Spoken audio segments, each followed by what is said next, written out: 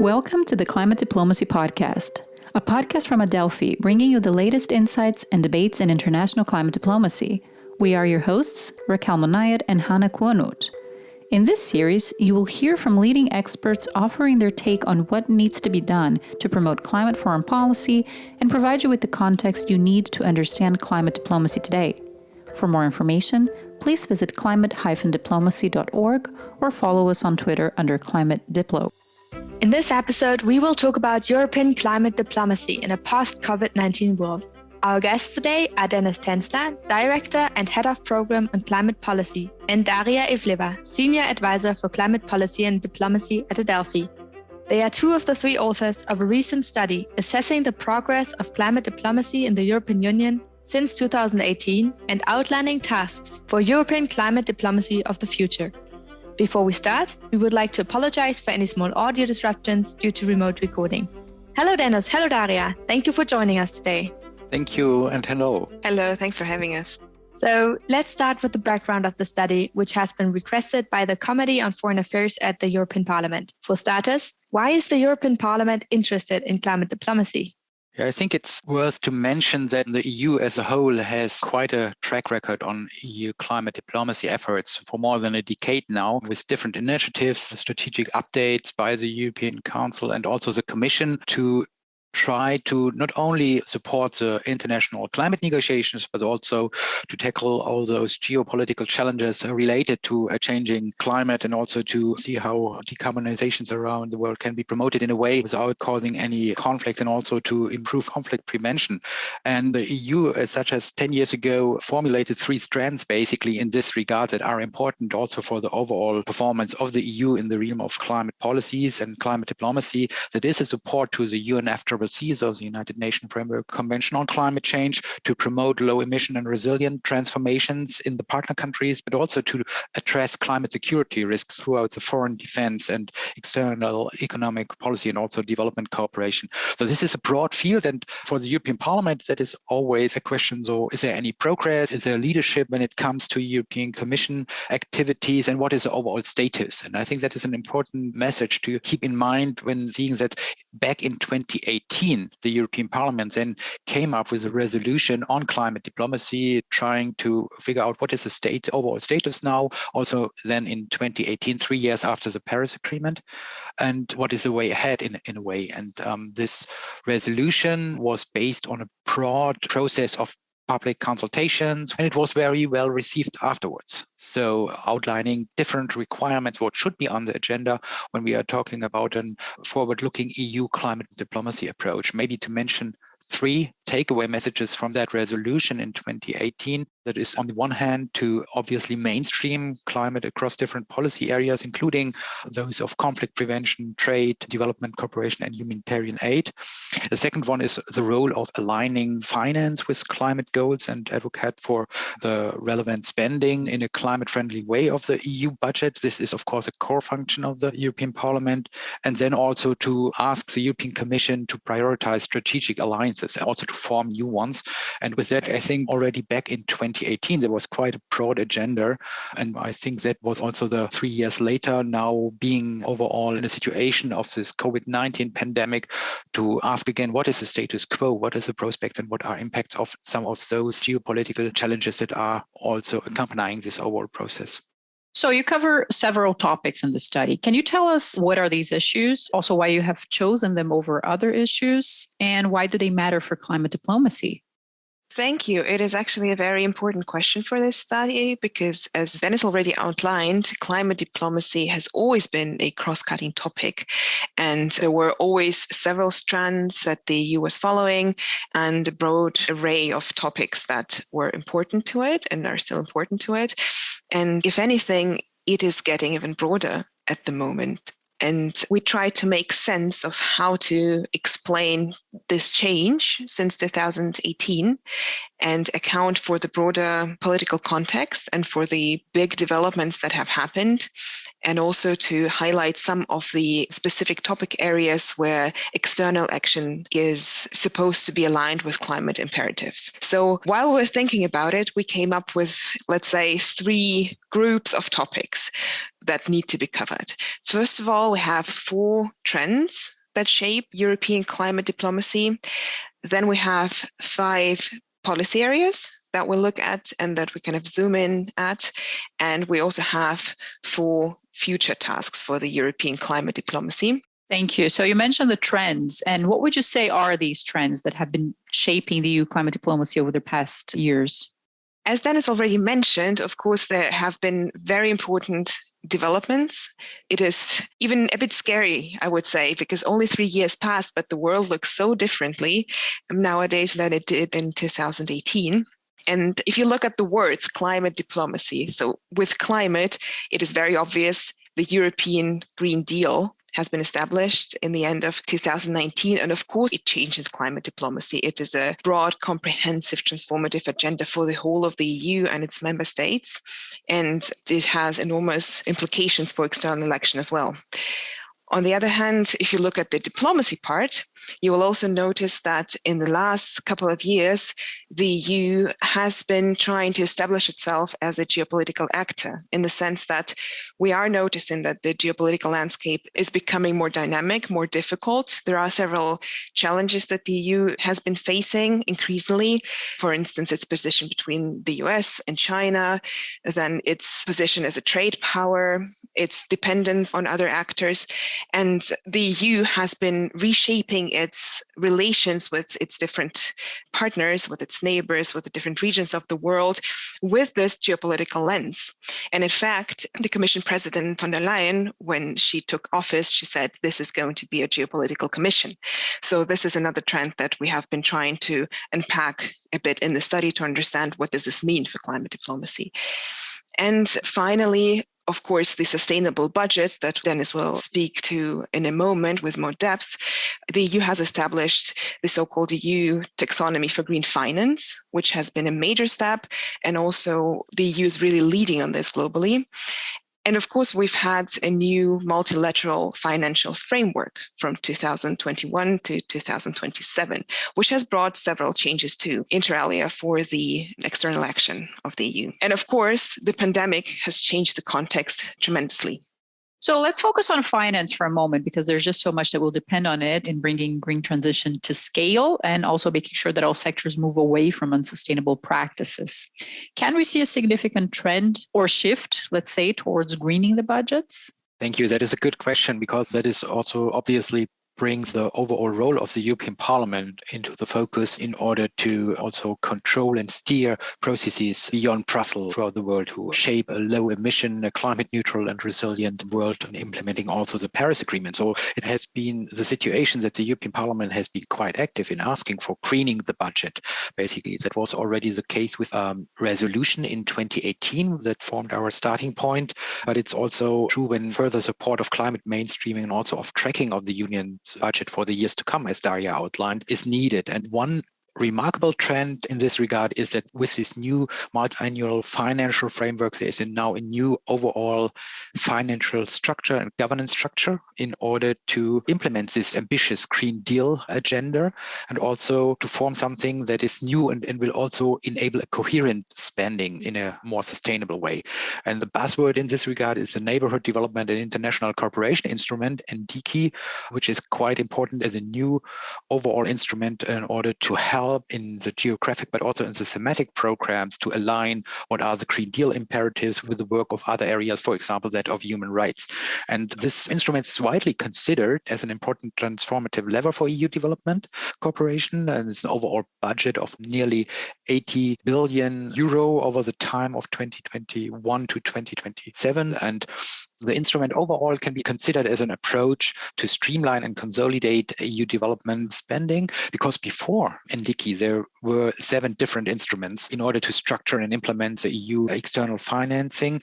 And now we have this combined in one overall instrument, also with the support of a European Fund for Sustainable Development Plus, dedicated to guide the implementation of the lion's share of this overall budget. And I think here it's important to see that for the years to come, the European Parliament will play a role in order to ensure that we can really see a climate mainstreaming in this area. And maybe a second trend is the so-called EU taxonomy as a classification system in order to enable especially the private sector, but also more generally decision makers, to consider environmentally sustainable behavior in any kind of investments that are around. This taxonomy as such also should help, for example, companies to identify what kind of climate risks are associated with my own performance, but also how climate impacts are going to affect my own business case. And also based on this, what we, the private sector, but also more decision makers and more generally would be able to do in order to avoid also negative economic impacts. So I think these main pillars of a sustainable finance framework are very important, not only for the EU itself, but also with respect to different strategic alliances, be it the new upcoming transatlantic partnership with the new government in Washington, D.C., already paying quite some attention to the overall formation of green financial market, but obviously also with respect to other regional partners, like for example, ASEAN or the African Union,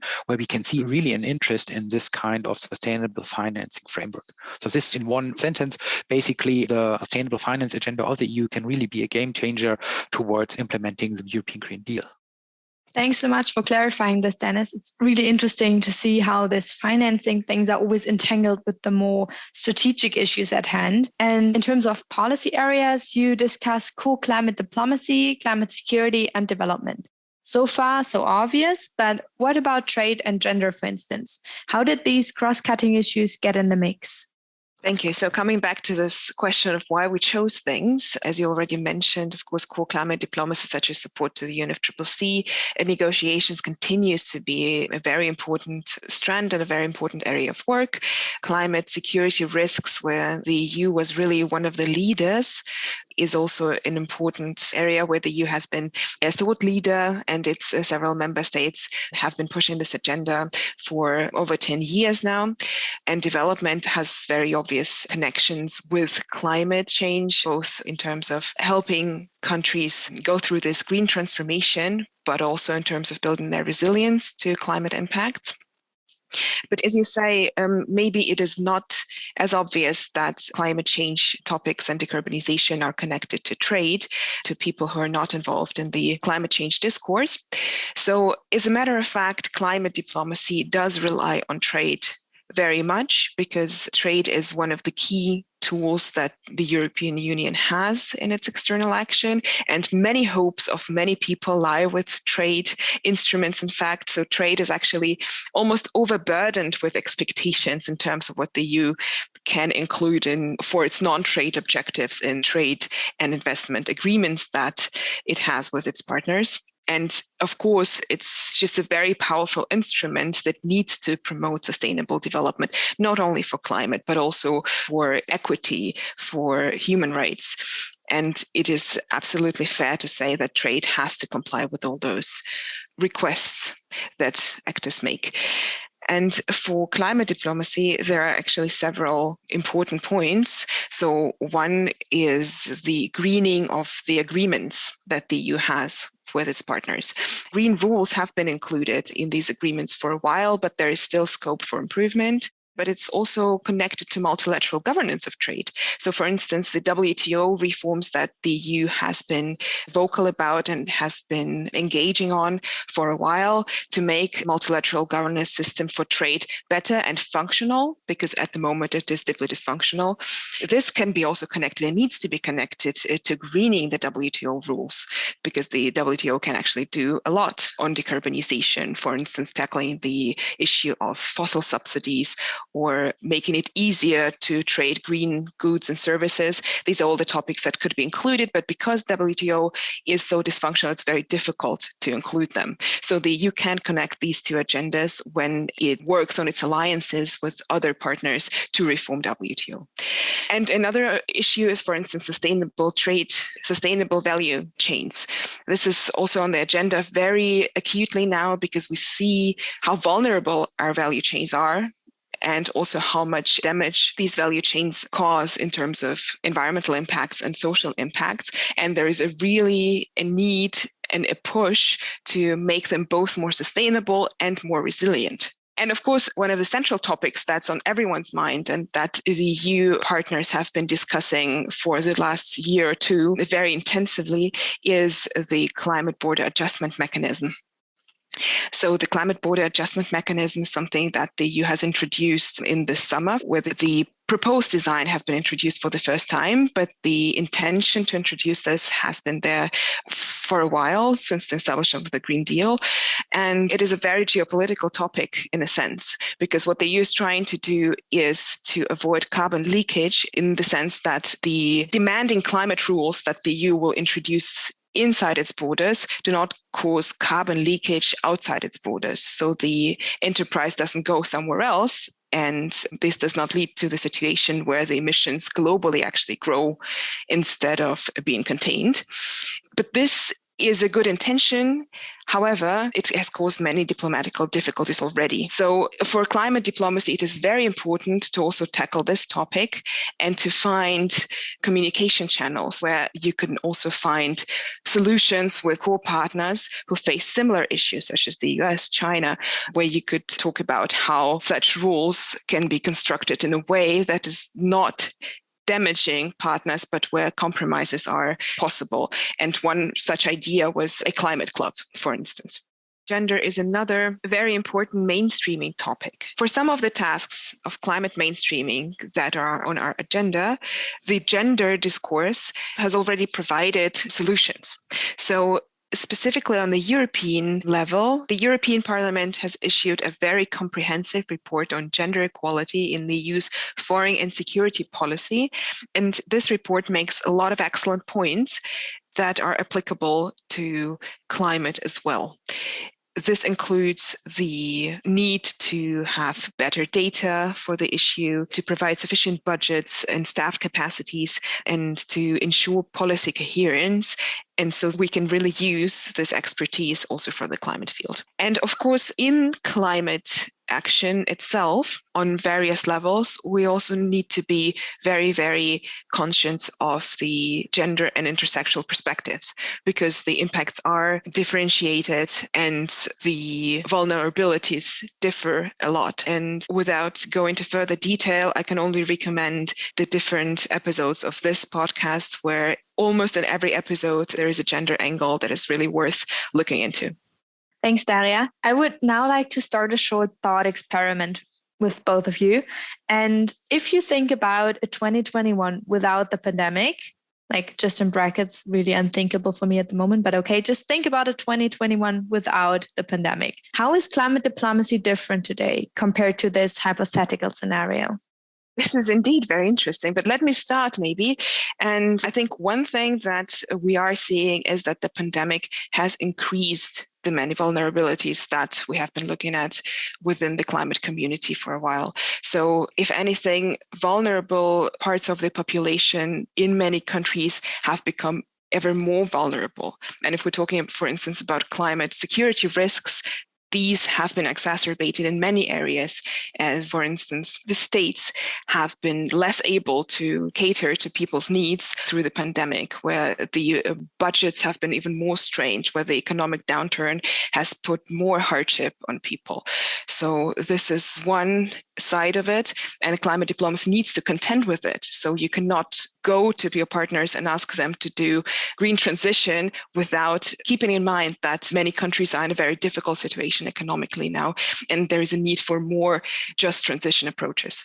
This is one. But on the other hand, there are many chances as well, because we have big recovery packages that have been put out there. And there is a real opportunity to take this as a starting point for greener economies and to support green transition. As a matter of fact, with its own recovery package, New Generation EU, the EU has done it by establishing a goal of 37% of climate compatible spending within it. But maybe Dennis can add to this. Yeah, thank you. I think, in fact, Daria, as you outlined, this pandemic has really put more pressure on a number of drivers of also instability and fragility, for example, when it comes to additional pressures on livelihoods and resource use in a way. And also at the same time, the pandemic also had a profound impact on those climate diplomacy related answers, for example, to improve resilience or to foster climate mitigation. We can also see when it comes to the area of climate finance and implementing, for example, projects under the Green Climate Fund or the adaptation funds, that there was a need also to extend the overall duration of these projects because it was simply not possible in many areas to do business as usual. So that also means a negative impact on the overall implementation of the Paris Agreement.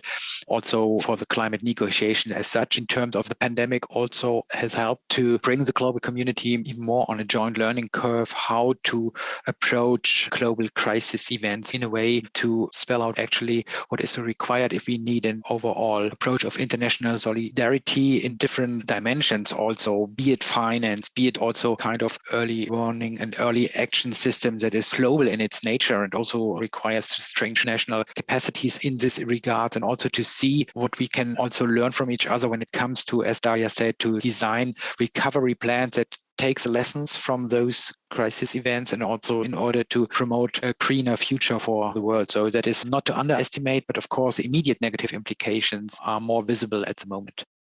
Thanks, Dennis. And you already touched upon COP26, which brings me to all the things we need to discuss and all the things we do. So let's look at the tasks. You identify 4 different tasks. So the first is climate compatibility of public and private investment flows. The second is green and just recovery around the world, which we already also touched upon. The third is reducing climate security risks. And the fourth is navigating geopolitics of decarbonization. The importance of investment question has already been laid out clearly. Could you elaborate on the tasks climate change poses to diplomats with regard to security risks and geopolitics? Indeed, I think that also for the overall challenge to reduce climate security risks, there's still quite a lot overall to move from early warning to early action to real action. At the same time, I think that probably when it comes to the overall capacity of integrated risk assessment, we have seen quite some advanced activities. We can also acknowledge that when it comes to the agenda setting that we did major steps here. But nevertheless, when it comes to concrete action, also to prevent potential future violent conflict, also influenced by increased climate changes, I think there are still some requests that we can formulate also for the EU level, which is, for example, against the backdrop of this new increased finance for greener purposes, that we see that the EU should provide more knowledge and transparency in order how this funding and programming is really related. There is an increasing demand to design and also implement dedicated climate resilience strengthening programs in these countries. And this needs to be reflected in the overall spending by the European Union also as part of this new NDC structure. Yeah, and these are only a few elements of how climate security risk can be addressed more effectively. There remain quite a number of tasks for the European Union. Let me then comment on the geopolitical side of the tasks that the European Union is facing. First of all, for its own green transformation that is now laid down in the European Green Deal, the EU will need to navigate geopolitics, and the European Green Deal actually reflects it already.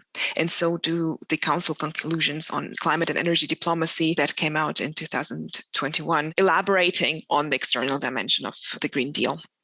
So the EU is very much aware of the fact that its own green transformation will cause geopolitical shifts in its partner countries, or can contribute to geopolitical shifts in partner countries, but that it also needs certain raw materials, for instance, from the outside, that it needs to be able to rely on stable supply chains to implement its own green transformation, and that it is not doing it in a vacuum. And CBAM is one very good example. So the EU has a political plan for CBAM, and first and foremost to deal with the carbon leakage challenges, but it causes so many implications and cascading reactions throughout the international system that you really realize, well, this is really embedded in our geopolitical landscape.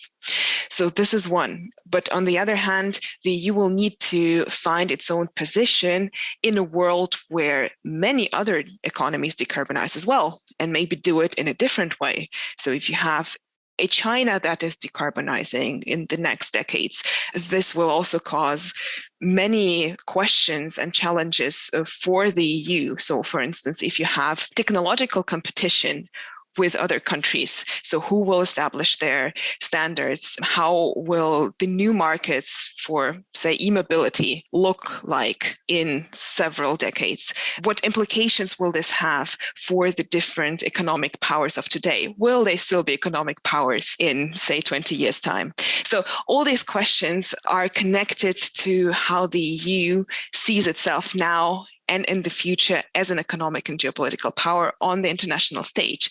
But it's not just about economic and geopolitics, it is also about EU's values. The EU is already, for instance, through the trade policy review, a new strategic document of the Commission for how the EU sees its trade relations. There, the EU is already saying we need to be open, rule-based, and assertive. So we need to figure out how do we establish our own position and protect our own values and interests. And coming back to the trends, when I was speaking about the trends earlier, and I said that climate diplomacy has become broader and more important, you can really see that the climate questions permeate all kinds of external action and all the different strands. So instead of being a one thematic strand, EU climate diplomacy, that it might have been seen like this 10 years ago, now it is actually a defining characteristics of the European Union that it aspires to be a green global power. So what does this mean for the EU? This is one of the tasks. So how does it connect with its, for instance, the geopolitical aspirations and needs that it has? And maybe to add one aspect on this challenge or this task to navigate the geopolitics of decarbonization, as Daria rightly outlined, there will be a changing landscape with respect to, let's frame them as global powers, but there will also be profound repercussions for some of the countries that are maybe quite important as a pillar of regional stability as well. At the same time, being fossil fuel exporters to the EU in a way, and within EU, but also other partners on a decarbonization pathway, there will be those side effects also on the overall trade relations and also the overall economic system of these countries. To, for example, to refer to Nigeria as one example, if the prospects are decreasing to really export fossil fuels here, what is going to happen with the overall stability of these countries? That means also for the EU and its member states to broaden the scope of this decarbonization policy and also to offer some new features of a viable partnership for the future in order to open new corridors also for cooperation. So it does look like there's a lot of work ahead for the EU, also in terms of shifting paradigms in the relationship with partners, with the international community in general, not only in the action side. But if we would focus on the action side now in terms of, let's say, next steps, and if you had to put it in a straightforward way, how would you say the European Parliament itself can contribute to strengthening European climate diplomacy? Thank you. This is exactly actually the €1 billion question here, to identify what are powerful pathways, especially for the European Parliament, to go ahead. And I think what we identified there together as one of the obvious first steps is to do your homework. That means also for the European Parliament to be very clear what is the own contribution in terms of decarbonization, and to calculate what is the specific carbon footprint of all the European Parliament activities and what is the strategy in order to also to promote here carbon neutral approach. And we already mentioned that with respect to the experiences gained throughout the COVID-19 pandemic, there are not only the negative impacts of this crisis, but there are also some lessons to be learned in order to, for example, to reduce the footprint in terms of traveling around here and there and using digital meeting solutions, also for the overall committee structure of the European Parliament, to be very concrete. A second element, a broad element we already touched upon, is obviously to organize the budgetary affairs in a way that it's really an enabling enabling power for the European Green Deal. Another is a very urgent task where also the European Parliament can play a positive role in this context of the European budget is to enable a monitoring and evaluation methodology for tracking and ensuring compliance with this climate finance goal of 30% earmarked to climate finance in the EU budget. This is really a very important task for all the different elements of the EU governance structure to be here on the safe side and enable continuous observation process, what is actually happening to promote the Green Deal. And maybe a third element to mention again is this overall relevance of NDECI and the governance structure that needs to be established in order to ensure that this new lever for European external finance is really on track and in complying with the Green Deal objectives. And also that for the different programs, there's an enabling of climate proofing the activities. I think that is a main request we need to formulate here, which then also need to enable the programs to take into consideration, for example, climate security risks. And additionally to that, the European Parliament has a very important role to play in terms of democratic control and providing strategic correctives to what other institutions do in the EU. And it has actually proven to be a voice for ambitious climate policy, for ambitious social agendas. And this is something that the Parliament should continue doing with regard to climate diplomacy. As you maybe have noticed throughout the conversation, there are a lot of decisions to be made. There are synergies that need to be realized, but they will not happen automatically. You need to really work for them to happen. Synergies between external objectives that the EU has and climate action. But there are, of course, a lot of trade-offs that the EU will need to face and make decisions on in the years to come. And in this, we really need to make sure that climate has the upper hand, that we do not lose the ambitious global decarbonization and resilience agenda, and for geopolitical reasons or other economic external pressures. So in this, the European Parliament can really provide strategic review, input, and reiterate its positions on climate diplomacy. And it needs to continue pushing for a green trade and investment cooperation with other partners, as it has been doing through several reports and resolutions in the past years. So, for instance, take a critical stand on social and environmental or in general sustainability issues of the trade and investment agreements, push further for including the goals of the Paris Agreement throughout the text of these accords, and push for phase out of fossil fuel subsidies. So these things that you need to continue talking about them, and providing strategic guidance also in this regard. And of course, issues such as technology and innovation cooperation with the Global South are typical for the European Parliament to hold up and are also connected with climate diplomacy, because we'll need a lot of innovation. We'll need innovation that spreads across the globe and not just stays in the richer countries. So this in terms of democratic control and strategic correctives.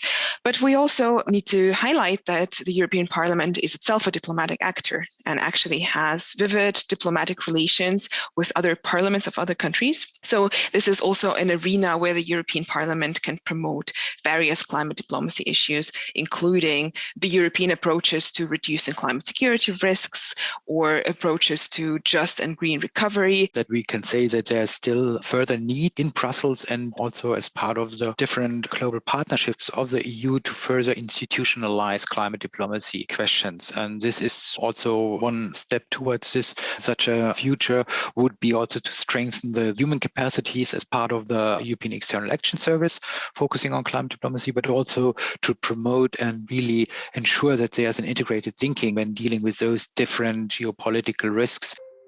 This was quite a comprehensive and informative overview of the current state of affairs around European climate diplomacy. Let us quickly review what we talked about today. We've started by looking into why the European Parliament is interested in climate diplomacy and has been since its resolution in 2018. Things are picking up a much faster pace now with the Green Deal and also with plans for a green recovery post-COVID. We heard about some of the pathways for the European Parliament to go ahead, one of them being to look at different actions we are taking and their consequences on a global scale. A second element is that budgetary affairs need to enable the European Green Deal. Ultimately, we must ensure that climate has the upper hand above economic, external, and geopolitical pressures. The EU Parliament is a diplomatic actor in itself and should promote climate diplomacy in its work. Which brings us to the geopolitical factors. The EU has tried to establish itself as a geopolitical actor on the international stage, for example, by trying to find appropriate strategies with America or China, and this also has impacts for climate diplomacy, of course. The green transformation will cause geopolitical shifts in partner countries, and the European Union must be ready to tackle the challenges that come with this.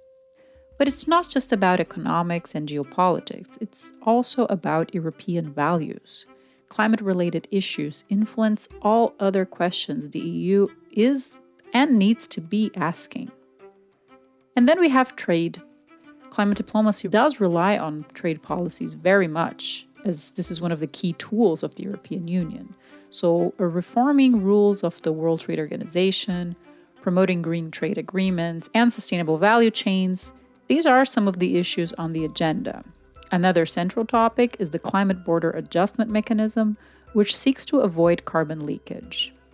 We've learned that this is a good intention, but it affects EU's relationships with its partners profoundly, so much work to be done there for diplomats. Of course, we can't forget that the COVID-19 pandemic has changed the context we live in, and climate diplomacy needs to take this into account. This represents opportunities in terms of recovery, and we should take this opportunity as a starting point for a green transition. The good news is that risk assessments improved with regard to climate security risks, and this year seems to represent a momentum for the topic. But when it comes to the concrete action and prevention, there's still room for knowledge and transparency regarding how funding supports peace and stability. Thank you so much, Tänzler and Daria Ivleva, for bringing us and our listeners some clarity into this complex topic, which we hope will continue to expand in the coming years. We will be back with another episode of the Climate Diplomacy Podcast in a few weeks. In the meantime, as usual, you can reach us with questions and feedback on our Twitter channel @ClimateDiplo. Thank you for tuning in, and until next time, goodbye. Thanks for joining us. Thanks for joining. Thanks. Bye. Bye.